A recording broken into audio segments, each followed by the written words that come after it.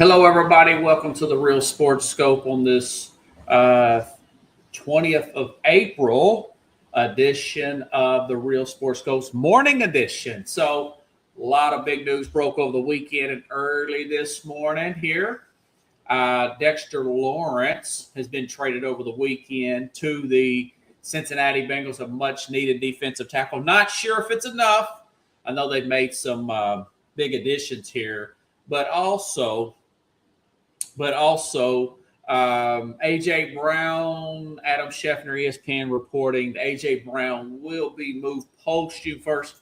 Said that will likely happen. Thought it should happen to the New England Patriots. No details yet on specifics of that because it can't be actually executed to June 1st. So he will not be a New England or a Philadelphia Eagle when September comes around. Okay, also, NBA playoffs, got a few thoughts on the first round, game one of the actual playoffs. Stand by, we'll take our first on the break, and I'll come back here shortly and hit the ground running here on the Real Sports Scope Monday edition.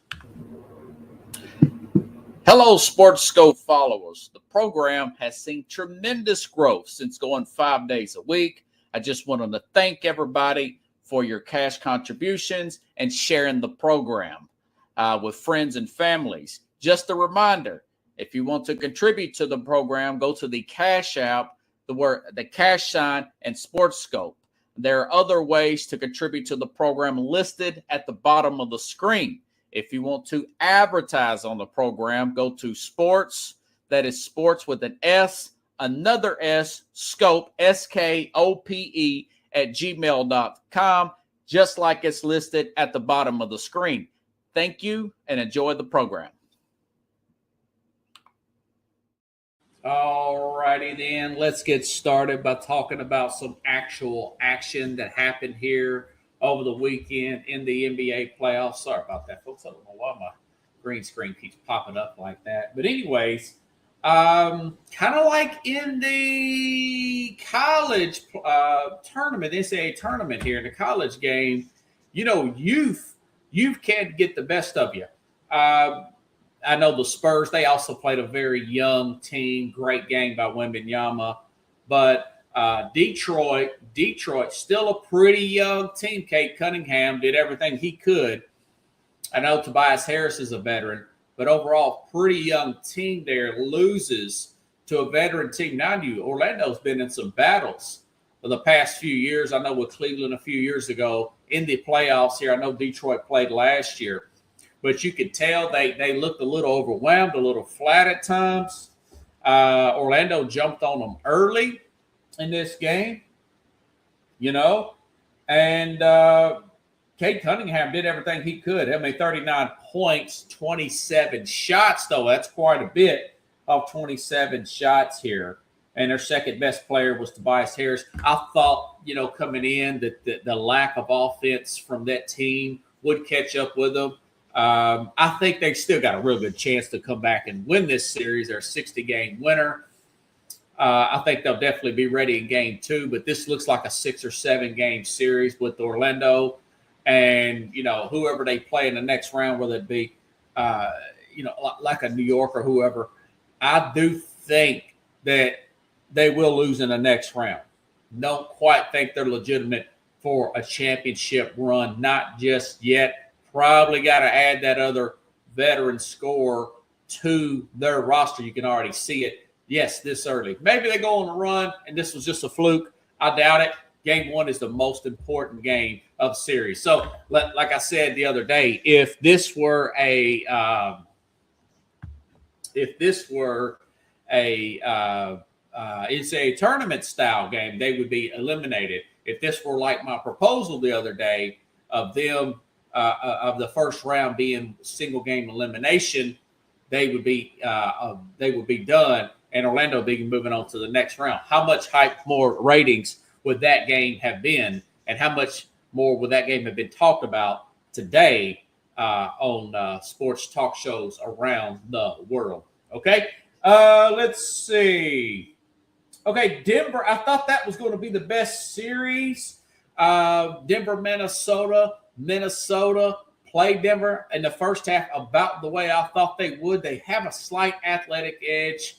Anthony Edwards always seems to get around the front there, but he only had 22 points there.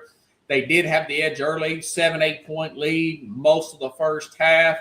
Denver looked like they were sleepwalking. They turned it on in the second half, get a few more hustle plays there. Love that dunk there by Aaron Gord off of a backboard half-court shot by Jamal Murray. I like Jamal Murray. I like what Denver looks like. They're a deeper team this year. They really have a shot to get to the finals. They would play the winner of the San Antonio Spurs. And Spurs are a very young team. Spurs look great, though. They look sharp, but they are really young. More physicality is allowed. That being said, about going back to Denver, I do not like the fact that they're very Jamal Murray, bouncing the ball around, doing a lot of dribbles there. Not enough ball movement for my liking to beat an OKC in a 7-game series, or maybe even beat a San Antonio in a 7-game series. I still think they match up pretty well against the Spurs because I know that the Joker can play very physical with Wemby, and they're going to let more of that go in the playoffs. So that's going to be an exciting series in round 2, per se. Denver got the win. They do look good. They did show their depth. I like the fact that they got Valanciunas there, help out with the Joker there coming off the bench this year. They do look like a different team from last year, other than the fact that they lack offensive fluidity. They need more passing around the perimeter. You can't just – Murray was great. He didn't miss a free throw in this game. It was a really good game here. Still say it could go 5 or 6. Minnesota could come back and win 1 or 2. They could win game 2 because they match up really well with Denver. They beat Denver in the playoffs a couple of years ago. I want to say it's 15-15. It's right down the middle. So we'll see how that plays out. But Denver – even though you won the game, there's a lot of room for improvement there. It's a lot. You watch the film, that's too much. Murray just running behind Joker there. You got to have more to your offense if you want to beat an OKC in a 7-game series, okay? All right, but good win for them because they didn't look good in the first half, all right? Let's see. Lakers, hey, listen, you got to catch a break, man. Really good coaching job there by the staff. But, hey, listen, Kevin Durant, 37 years old, did not play in this game. No Fred VanVleet. They were going to be big underdogs against the Lakers if the Lakers were fully healthy coming into this game. But, hey, listen, LeBron, what did he get? Like 13 assists? And, listen, this Luke Kennard, 5 for 5 from 3. Role players tend to play better at home. Had the home rims. Shot 5 for 5. Good job, Luke Kennard there. Got the big win for the Laker fans. Let's see how this thing plays out in game 2. Looks like Durant may play, but we'll see. He got hurt in practice there. He did play 78 games this year. I'll give him credit for that. Kudos to Kevin Durant for doing that. We'll see how that series plays out. Could go 6 or 7 if Durant comes back. And maybe Luka Doncic could possibly come back there as well. Okay? All right, now – the Knicks, Knicks did get the win over the Atlanta Hawks. One thing that really stood out for me, I know Knicks have severe defensive liabilities with Karl Anthony Towns there and Brunson there, but they do shoot the 3 ball really well. But I tell you what, Mitch Robertson, you have to really watch the games to see the amount of defensive presence that he brings to the table. That 15 minutes was crucial for this team. He gives them a glimmer of hope. And I think they would play the Celtics in the next round, who took care of business, no problem. He gives them a glimmer of hope to possibly make the finals and have a championship run. If he can continue to play like that and stay out of foul trouble. I know they're going to foul him, put him in the line. He's not a really good free throw shooter, but he is their great equalizer. We know what you're going to get out of everybody else and not get out of Towns and Brunson from the defensive side. But those guys can provide the scoring. Mitchell Robertson presence really showed up in this game. Now, mind you, I mentioned this before. They're 3-1 in the regular season against the Spurs, and a lot of that was because Mitchell Robertson's play. So very good very good performance there out of him from a defensive perspective in that particular game here. That was my big observations for this particular one. Like I said, the Spurs also beat a young Portland team. Listen, Victor Wembanyama, I mean, what did he have? 35 points in 33 minutes or some ridiculous stat like that. He's ready for the moment. That guy, he's amped up. He's ready to go. 35 points, 5 from 6 from 3 to start the playoffs. One of the best ever career start. I think he had a better debut than David Robertson here as a rookie. You could see he was excited. He's amped up. I tell you what, again, that Stephon Castle, man, just a total confidence builder for that team as well. At the guard position, great defense there. Nothing I could say bad about the Spurs in their opening game there. Look good, but it is against the young Portland team, also young and inferior on the talent side as well. Cleveland, total difference maker. Remember I said Thursday they were 0-3 against Toronto. Get off the schneid. James Harden, man, 10 assists there. They win, take care of business. Like I said, OKC and Boston, both veteran teams, looking to really flow through this first round there. Phoenix don't have a shot against OKC, pending injury, but right now they look like the champions there. And Boston, without Embiid there, I think they'll run through Philadelphia in about 4 or 5 games. But Boston's also known to kind of sleepwalk and cough up a game. Boston fans know that for sure. Okay. So that's the action that happened happened this weekend on the court here. Sorry, my tie keeps coming undone here. All right. Now, as far as the big story this weekend, Dexter Lawrence, folks, the defensive tackle. So he made the reports came out before this trade happened yesterday or whatever. Reports came out that he just wants out of New York. He's got to the point where Dexter Lawrence just wants out of New York. He don't want to be a part of the organization. It's not more about money. It just want to change the scenery, kind of like you could see with the A.J. Brown situation. Sometimes we get like that, whether it's a job you work too long, a team you've played on too long, in my case, apartment I lived in too long. You just want that change of scenery there, and you're tired of the crap here. So for whatever reason, his work was down there. What is he, 27, 28 years old now? So Cincinnati tried to get a guy like Jeffrey Simmons, called about him, didn't offer enough. Tennessee told him no at the trade deadline. So they contact New York, give him a 10th overall pick. Very Mike Brown-like, who's the owner and also the general manager there, to make a move off draft picks because you're going to get them cheaper. An all-in move like that is pretty shocking. But mind you, there's some thought that, hey, listen, maybe after this year, Joe Burrow simply wants out of Cincinnati. They just cannot get enough stops. That being said, he's got to show up and stay healthy and actually finish the season and give them a fighting chance as well. I was really surprised that they made a move like this.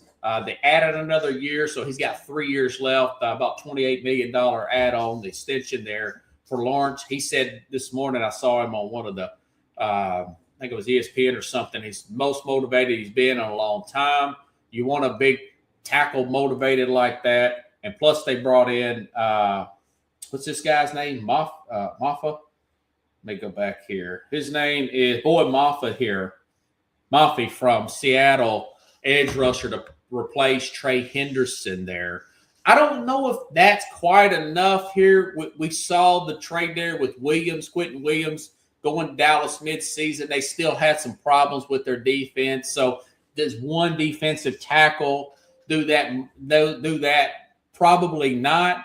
That being said, if you're a Bengals fan, it's a big pickup there to get that pressure up the middle. He's one of the best over the middle pressure pass rushers. He's the best in the NFL at that. Not the best at stopping a run, but he's the best of that.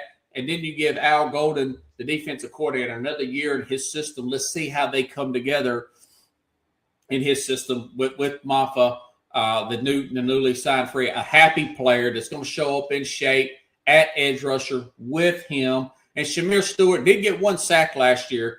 That's a former first-round pick from last year. He's got to really step up, though, and play well and play up to his draft settings as well on the other side. So that's something. And listen, with that offense, they can beat anybody. Listen to how much turmoil is in that division. I mean, Cleveland's constantly in rebuild mode. The Steelers, they don't know if they're going to get Aaron Rodgers back. And the Ravens have lost a flood of players, including their center there. And they've got a new coaching staff. They've got cap issues. They could take this division. The Cincinnati Bengals can take this division and potentially go on a Super Bowl run. I still say they need about 3 or 4 more defensive players. Personally, you'd like to see them make another big move or two, at least to get a few more high-end players on that side of the ball. But it is a big start for Cincinnati. Now, as far as the Giants are concerned, I'm doing this a little bit backwards here. So they have the 5th and the 10th. And people ask me, well, what do you think they should do? Now, 5th, I had them taking Caleb Downs, the safety there out of Ohio State, in my mock draft. I had Cincinnati taking Sonny Styles at 10. There's been talk about maybe Dallas moving up to get the linebacker there at 10. Do you take that linebacker at 10? Do you trade down? Ideally, if we don't live in an ideal world, yeah, the Giants should trade down and maybe take the best tackle available. Do you really think, if you're a Giants fan, that Andrew Thomas can finish the season? If you don't get Jackson Dart protected, he's in the blue tent most of the year last year, had all those concussions. You don't want that as a rookie. Jeez, he was there a ton. Okay, so you really got to look at that perspective of it. And it'd be nice if a Dallas moved up a couple spots and got a Sonny Styles. And then you got Dallas's first-round pick and then their other first-round pick. And then maybe if a Spencer Fano fell, which I had them going at 9 to Utah, but if he fell a few spots and they got another tackle there, they could slide in there. Spencer Fano, right tackle from Utah, or a Francis Mauga, who's got an injury that could set him back 3 months. This just came out over the weekend. I had him going 3 to Arizona, but if Arizona passes on him and takes a Jeremiah Love, or they trade for whatever reason that 3rd overall pick, or take a David Bailey, whoever's best available, Arvell Reese or whatever, then maybe you take him and let him recover in 3 months. That's practically training camp. You got that depth on the offensive line. This whole thought, I'm telling you right now, I said it a few weeks ago when I done my mock draft here. Giant fans, I'm not trying to be a wet blanket. I'm just trying to warn you. Do not and there's been talk about this on ESPN. I've read about it. They've met up with Jordan Tyson, the receiver at Arizona State. I saw his film too. Very explosive. I like Jordan Tyson. Young guy, but he's played 34. He's missed 34% of his games. I want to say he's played 30-something games in 4 years. 4 years. Health is a major concern for Jordan Tyson. There's no way he should even go on the first round. You know, that's got the Titans in trouble with John Robertson. They took a player one time, and I can't remember his name. Caleb Farley, I think is his name. Fairly, cornerback had injury problems out of Virginia Tech. The guy never hardly played at all for Tennessee. You do not take a guy that much injury problems in the first round period, much less in the top 10. That is foolish, okay? But if all these players are not available and you want to still stay with that offensive line, but hey, listen, if you take Sonny Styles and Caleb Downs at 5 and Styles at 10, you be in good shape from the defensive side of the standpoint. They couldn't stop the run last year. That being said, if they took this this guy, Alavere. Let me make sure I got his. I jacked his name up last time. He is the guard out of Penn State. Oliver Lone. I'll just say that. I'll sum his name up that way. He's the guard. He's the best by a long shot. Best guard out of Penn State. I had him going 11 to Miami. You'd be picking 10.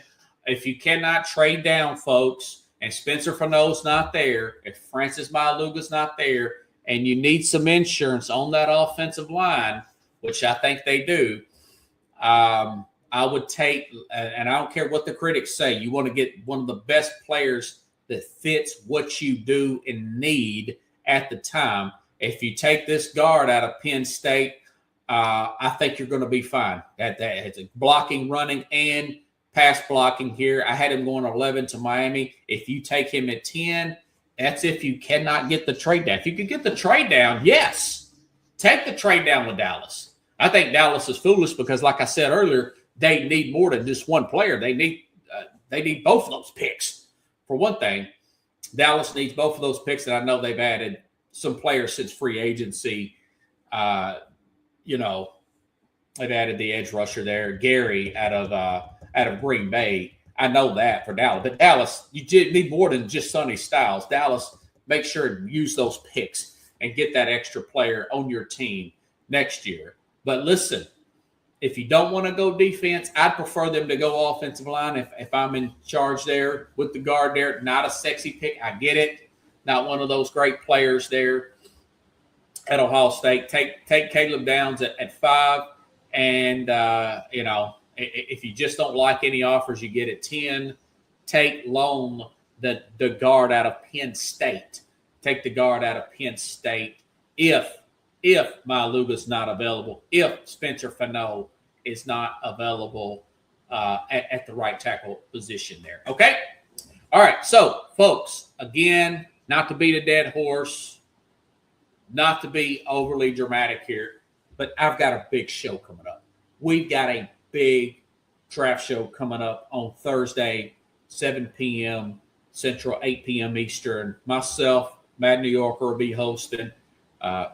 Coach Kevin Carroll will be in, talk the Titans pick, plus Julian Murdoch, 3-star quarterback here, going to his thoughts on the draft so far, talk to little him about the quarterback position. He is commitment to Chicago State University.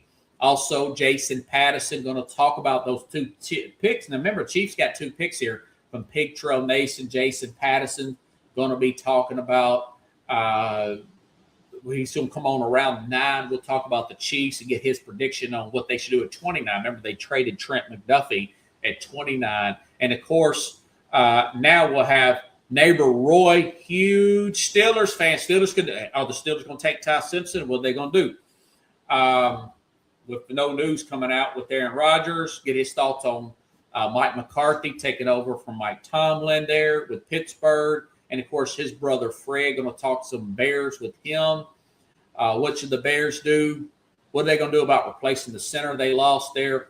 So, big show going to be here the entire first round. Listen, folks, I got a friend that goes to the draft. I get those picks. Plus, I've got a few highlights here, the top 10 prospects here.